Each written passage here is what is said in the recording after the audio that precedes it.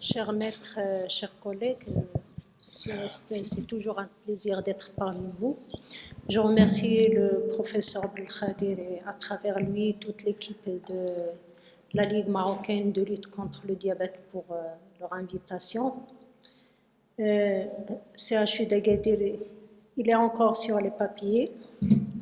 Donc c'est professeur HJ, j'exerce au service de médecine à l'hôpital régional Hassan II d'Agadir. J'espère que le CHU sera pour bientôt, Inch'Allah. Alors, ma présentation va s'axer certainement sur le côté diabète associé à la grossesse, c'est-à-dire le diabète antérieur à la grossesse ou bien préalable à la grossesse, puisque ma collègue professeure Ansari a traité le sujet de diabète gestationnel ou bien d'hyperglycémie découverte au cours de la grossesse. Donc, je rapporte ici quelques chiffres publiés par le ministère de la Santé marocain. Vous savez tous que la prise en charge du diabète est très très lourde, il coûte beaucoup à l'État et selon les dernières publications, 11% du budget alloué aux maladies chroniques est dirigé directement vers la prise en charge du diabète et c'est pas rien selon les dernières statistiques de l'ANAM. Ce qui est aussi alarmant chez nous au Maroc, c'est qu'une personne diabétique sur deux ne se connaît pas être diabétique. Donc, d'où l'intérêt du dépistage précoce de cette maladie. L'impact de cette découverte sur le diabète est importante puisqu'il va affecter aussi la descendance. Donc, pourquoi cette augmentation du diabète de type 2? Tout simplement parce qu'on assiste à un changement, bien à une transition épidémiologique importante dans notre pays, l'âge maternel avancé, la sédentarité, l'obésité, le changement des habitudes alimentaires. On est devenu de plus en plus une population sédentaire, surtout du côté maternelle ou bien du côté des femmes en âge de procréation. Et surtout, il y a un point important qu'il ne faut pas négliger, c'est la méconnaissance du diabète de type 2. Alors, je vous rapporte ici une étude qui a été faite en France et récemment en 2016. Elle rapporte la prévalence du diabète associé à la grossesse. C'est entre 0,5 et 1% de la population diabétique enceinte. Les 2/3 de ces patientes présentent un diabète de type 2. Donc, et ceci est dû exactement aux facteurs cités précédemment, surtout l'âge maternel avancé et la prévalence de l'obésité, la diminution de l'activité physique. Donc, devant une femme qui présente un diabète préalable à la grossesse, il y a des risques. Il y a des risques surtout pour la progéniture et le risque pour la maman elle-même. Selon une étude qui a été faite chez les Indiens Pima, on a entre 20 et 25 ans chez la descendance à peu près 37% de diabétiques. Donc 37% de ces enfants vont devenir diabétiques parce que leur maman était diabétique.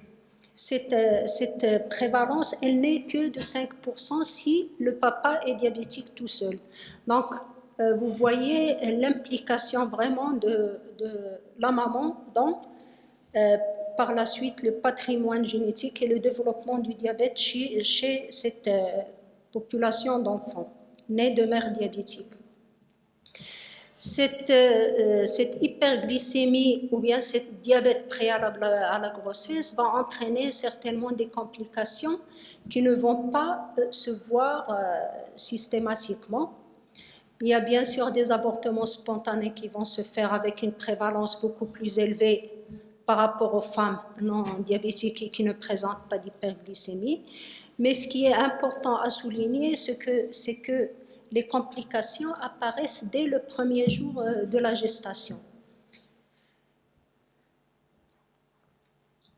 La chronologie des malformations congénitales qui va affecter surtout l'organogenèse. Et vous voyez, dès qu'il y a un retard de règles, juste après, on a déjà l'installation de quelques malformations congénitales.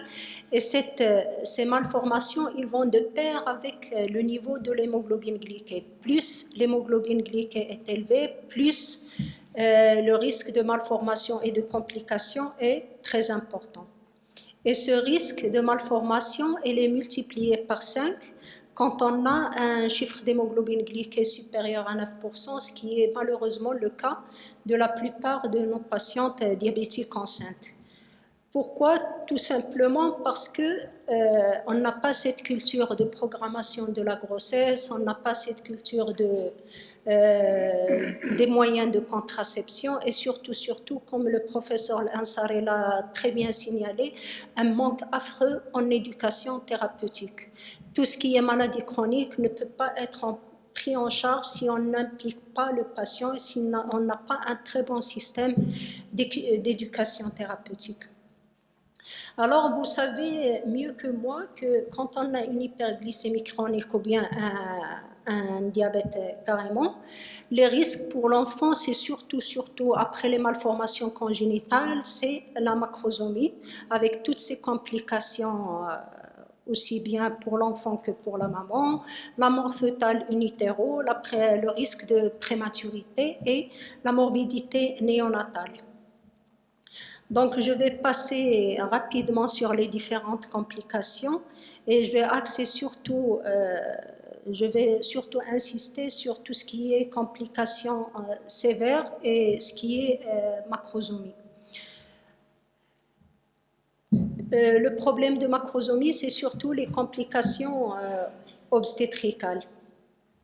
Alors, pour la prématurité, il intéresse surtout à peu près entre 22 et 45% des enfants nés de mère diabétique, qui survient entre 32 et 37 semaines.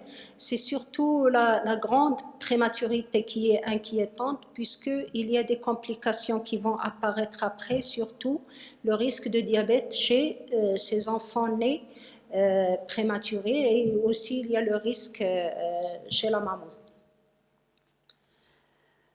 Quels sont maintenant les risques maternels du diabète préalable à la grossesse? Le risque le plus important, c'est la prééclampsie. Et la prise en charge de la prééclampsie, qui est une urgence et nécessite une collaboration entre diabétologue et gynécologue. Et je soulève le problème que le professeur Ansari a soulevé aussi, c'est la collaboration avec les gynécologues qui n'est pas vraiment au point. Et puis, il y a le risque aussi d'apparition ou bien d'aggravation de complications dégénératives du diabète, surtout la rétinopathie diabétique et la néphropathie diabétique. Sans oublier les complications aiguës, l'hyperglycémie, l'acidocétose ou bien les hypoglycémies. Donc, que faire quand on a une femme enceinte qui se présente avec un diabète type 1 ou type 2? D'abord, il faut une programmation préconceptionnelle. C'est facile à dire, mais c'est très difficile à faire. La plupart des femmes arrivent en général à la fin si elles sont avisées, elles arrivent à la 6e semaine d'aménorrhée, la 5e semaine d'aménorrhée. Sinon, il y a des femmes qui arrivent vraiment à la moitié du premier trimestre. Il faut faire un bilan des complications dégénératives. Il faut changer l'antidiabétique oraux par l'insulinothérapie.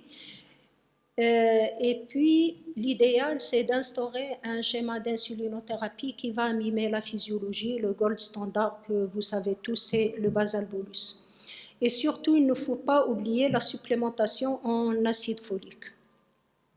Fixer les objectifs glycémiques qui doivent être discutés avec la patiente, et surtout, j'insiste ici sur le le point important qui est l'éducation thérapeutique de ces patientes. L'objectif, c'est d'avoir des glycémies à jeun, c'est-à-dire avant les repas et postprandiales qui sont correctes, avec une hémoglobine glyquée qui est basse, mais sans hypoglycémie. Comment atteindre ces objectifs glycémiques? On a vu avec professeur Ansari qu'il faut un carnet d'autosurveillance, il faut des séances d'éducation thérapeutique, il faut éduquer la patiente à intensifier le traitement et à corriger ses hyperglycémies sans attendre la consultation. Et cette prise en charge, elle doit être vraiment rapprochée en fonction des trimestres de la grossesse, d'où le grand intérêt de l'éducation thérapeutique. La grossesse diabétique est une grossesse à très haut risque, donc il faut obligatoirement coordonner avec les obstétriciens. L'idéal, c'est d'avoir une consultation à deux entre endocrinologue et gynécologue. Il faut dépister les complications fœtales et aussi prévenir les complications maternelles, particulièrement la pré-éclampsie et chez le bébé la prématurité. Quand faut-il hospitaliser ces patientes? Parce que normalement, une grossesse diabétique, comme a dit notre collègue, c'est une grossesse qui doit être suivie en hôpital de jour, sauf s'il y a quelque chose de nouveau. Soit une complication aiguë du diabète, soit l'apparition de complications fœtales. Et là, il ne faut pas tarder à hospitaliser la patiente en urgence et prendre contact avec l'obstétricien. L'accouchement, l'idéal, c'est d'avoir un accouchement programmé. Mais malheureusement, la plupart des femmes enceintes diabétiques, dans 60 à 70% des cas, ils accouchent par césarienne. Mais ça n'empêche, et il faut encourager l'accouchement par voie basse, qui est la voie naturelle de l'accouchement, et réaliser ça en concertation avec le gynécologue qui normalement, il doit nous donner une idée sur les conditions locales de l'accouchement, les conditions obstétricales. Qu'est-ce qu'il faut faire en période prénatale? C'est une prise en charge diabétologique qui doit être intensive, axée sur l'insulinothérapie et la prise en charge diététique. Et aussi, il faut maintenir un équilibre glycémique strict. Tout en sachant que dans le postpartum, les besoins en insuline chutent rapidement, il faut adapter le schéma d'insulinothérapie au postpartum. Et après, il ne faut pas oublier la notion de contraception. Si on veut que le diabète et grossesse soient très bien pris en charge, il faut programmer les grossesses et prescrire un moyen de contraception qui n'entraîne pas de complications pour la maman et en même temps, il n'affecte pas l'équilibre glycémique. L'idéal chez les femmes diabétiques, c'est avoir recours à une contraception locale, type dispositif intra-utérin.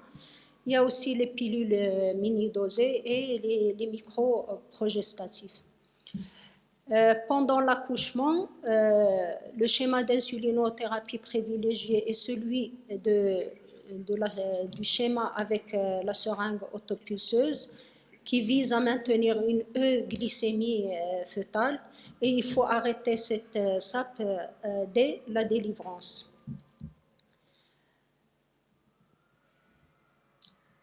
Donc, toujours en concertation avec la patiente pour les moyens de contraception. S'il est multipare, il faut discuter le dispositif intra-utérin. Et après, par la suite, si c'est une patiente qui est diabétique de type 2 avec des facteurs de risque cardiovasculaire, il faut discuter le dispositif intra-utérin et les progestatifs. Donc, en pratique, pour bien prendre en charge la grossesse diabétique, il faut insister auprès des patientes à programmer leur grossesse, avoir un équilibre glycémique strict avant la grossesse et bien sûr pendant la grossesse, privilégier le schéma d'insuline basal bolus, encourager les patientes à avoir un autocontrôle glycémique régulier. Et là, je me dis qu'on ne doit pas, même si ma collègue a dit qu'il faut se contenter d'une seule glycémie capillaire, il faut encourager les patients à avoir l'autocontrôle glycémique. C'est primordial. Je pense qu'il faut, on peut pas, moi personnellement, je ne peux pas dire à une femme enceinte, faites une glycémie capillaire une fois par jour.